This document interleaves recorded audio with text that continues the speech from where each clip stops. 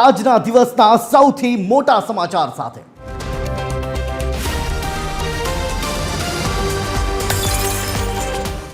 Middle East યુદ્ધ બાદ જે પ્રકારની પરિસ્થિતિ સર્જાઈ છે એને ધ્યાનમાં રાખીને રાજ્યમાં પેટ્રોલિયમ પેદાશોની અછત રોકવા સરકાર એક્શન મોડમાં આવી છે।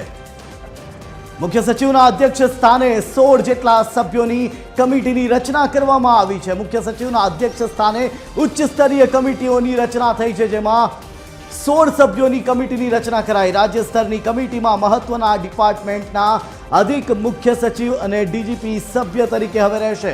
તો રાજ્યના દરેક જિલ્લામાં પણ એક સમિતિઓની રચના થશે, જેમાં કલેક્ટરના અધ્યક્ષ સ્થાને એક અલગ કમિટીની રચના કરાઈ છે। 42 જિલ્લામાં રચાયેલી કમિટીમાં 11 સભ્યોની નિમણૂક કરાઈ છે। તો રાજ્ય કક્ષાએ અને જિલ્લા કક્ષાએ સમિતિઓ કરશે પુરવઠાનું મોનિટરિંગ અને હવે કાળા બજારિયાઓની ખેર નથી, કારણ કે તેઓના વિરુદ્ધ કડક કાર્યવાહી કરવામાં આવશે।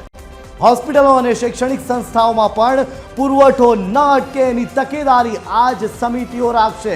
પીએનજી અને એલપીજીનો પુરવઠો પ્રાથમિકતાના ધોરણે આ પુરવઠો પહોંચતો કરાશે। હોસ્પિટલોમાં દરેક જિલ્લામાં એક કંટ્રોલ રૂમ પણ શરૂ કરાશે। રાજ્ય કક્ષાએ દૈનિક સ્ટોક રિપોર્ટિંગ હવે ફરજિયાત થઈ ગયું છે।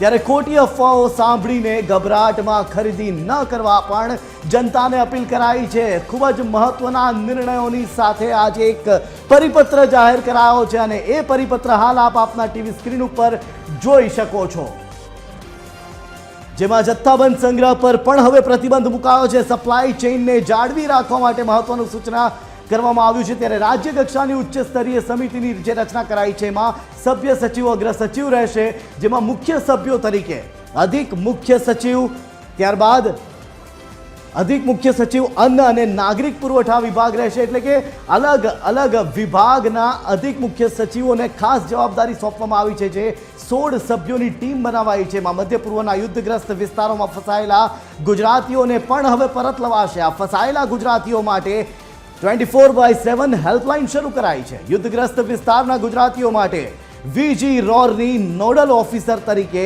નિમણૂક કરવામાં આવી છે। તો ગુજરાત અને ગુજરાતીઓના હિતમાં લેવાયેલો સૌથી મોટો નિર્ણય, જેનો પરિપત્ર પણ આવી ગયો છે।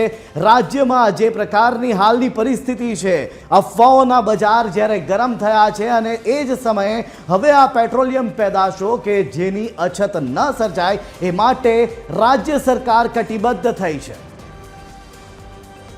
આ માટે જ વિસ્તારથી વાત કરવા માટે મારી સાથે જોડાઈ ચૂક્યા છે સંવાદદાતા બ્રિંદા રાવલ। સીધા જઈશું બ્રિંદા પાસે। બ્રિંદા, જણાવશો કે પરિપત્ર પણ જાહેર કરી દેવાયો છે। ગુજરાત રાજ્ય સરકાર દ્વારા ગુજરાતીઓ માટે લેવાયેલો ખૂબ જ મહત્વનો નિર્ણય। બ્રિંદા,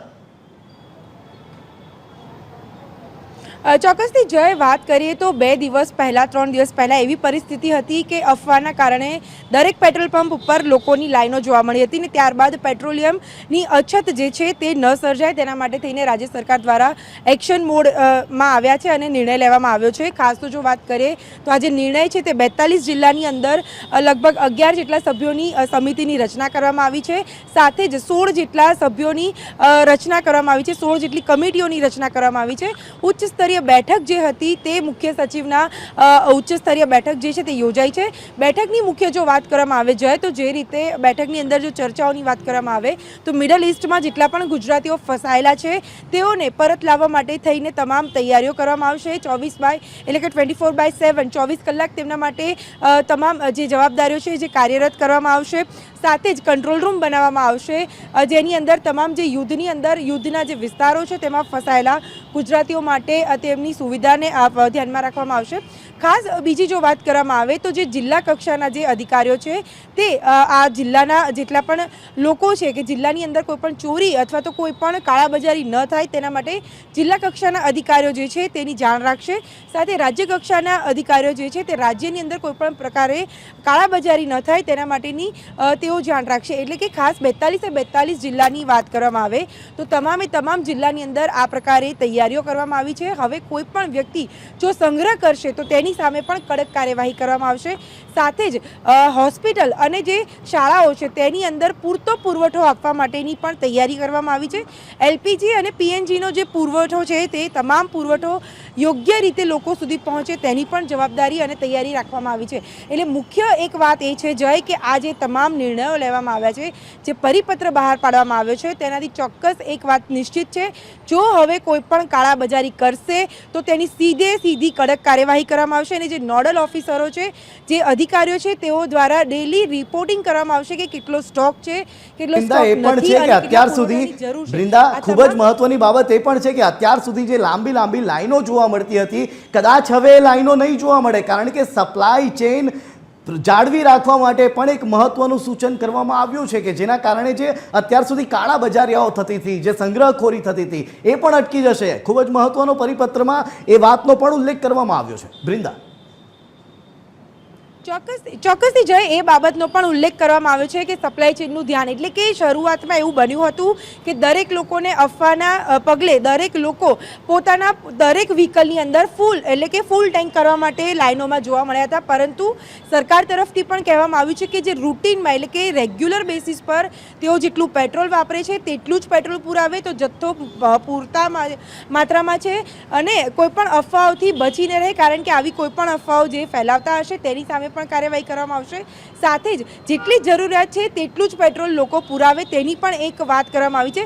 સપ્લાય ચેઇનની પણ જો આપણે જેમ જણાવ્યું કે તે પ્રમાણેની તમામ તૈયારીઓ છે, એટલે કે જે અફવાઓ હતી જેના કારણે લાંબી લાઈનો જોવા મળતી હતી તે હવે દરેક પેટ્રોલ પંપ પર નોર્મલ નહીવત જોવા મળી રહી છે. પરંતુ હજી પણ દરેક નાગરિકોને એ સમજવાની જરૂર છે કે કોઈ પણ અફવા સમજીને સાંભળીને કોઈ પણ જગ્યાએ ભીડ ન કરે, કારણ કે દરેક પ્રમાણનો જથ્થો દરેક જગ્યા ઉપર ઉપલબ્ધ છે. પરંતુ કોઈ પણ અફવા સાંભળીને ભીડ ન કરે, કારણ કે જેટલી જરૂરિયાત છે તેટલી જ વસ્તુનો તેઓ ઉપયોગ કરે. પરંતુ સાથે બીજું એ પણ ધ્યાન રાખવાની જરૂર છે કે આવી જે પણ કોઈ અફવા ફેલાવશે તો તેની સામે કડક કાર્યવાહી ચોક્કસથી કરવામાં આવશે. કારણ કે જ્યારે પણ આવા કોઈ સંકટ સમયની વાત હોય, આવા કોઈ પણ તકલીફો સર્જાતી હોય ત્યારે જે પણ લોકો આવી અફવાઓ ફેલાવતા હોય છે તેઓ એક્ટિવ થતા હોય છે અને તેમના લીધે જ લોકો જે છે તેમનું ધ્યાન બેધ્યાન થતું હોય છે, જેના કારણે કેઓસ સર્જાતો હોય છે. આ સાથે મિડલ ઈસ્ટમાં ચાલી રહેલા મિડલ ઈસ્ટમાં જે પ્રકારની હાલની પરિસ્થિતિ છે, યુદ્ધની એ પરિસ્થિતિ સામે ગુજરાતીઓ જે ત્યાં ફસાયા છે તેઓને બહાર કાઢવા માટે, તેઓને સુરક્ષિત ગુજરાત પરત લાવવા માટે નોડલ ઓફિસરની પણ નિમણૂક કરાઈ છે. વીજી રોરની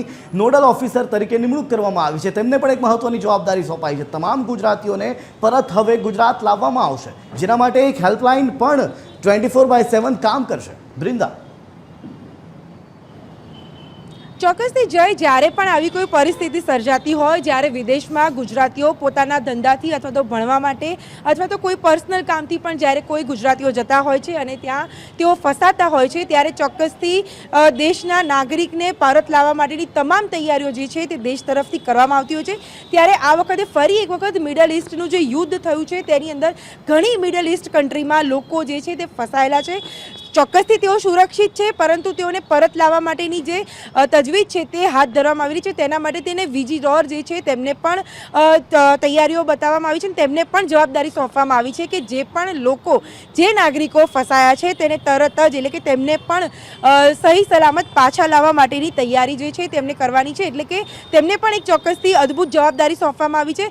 બીજી તરફ જો વાત કરીએ જાય તો જેટલા પણ મિડલ ઈસ્ટ કન્ટ્રીની અંદર જેટલા પણ ગુજરાતીઓ ફસાયા છે તેના માટે 24/7 હેલ્પલાઇન નંબર, કંટ્રોલ રૂમ જારી કરવામાં આવ્યો છે કે જેના મારફતે તેઓ પોતાની ઇન્ફોર્મેશન આપી શકે, તેઓ ક્યાં છે, કઈ જગ્યાએ છે અને તેઓ કઈ હાલતમાં છે, તે તમામ બાબતોની જાણકારી તેઓ આપી શકે અને તેના મારફતે તેઓ પરત પાછા આવી શકે ભારત. આભાર બૃંદા, સમગ્ર માહિતી આપવા બદલ. તો ગાંધીનગરમાં આજે મુખ્યમંત્રી ભૂપેન્દ્ર પટેલના અધ્યક્ષ સ્થાને એક ઉચ્ચ સ્તરીય બેઠક યોજાઈ, જેમાં જીવન જરૂરી ચીજ વસ્તુઓના પુરવઠાની સૌથી પહેલા સમીક્ષા કરવામાં આવી.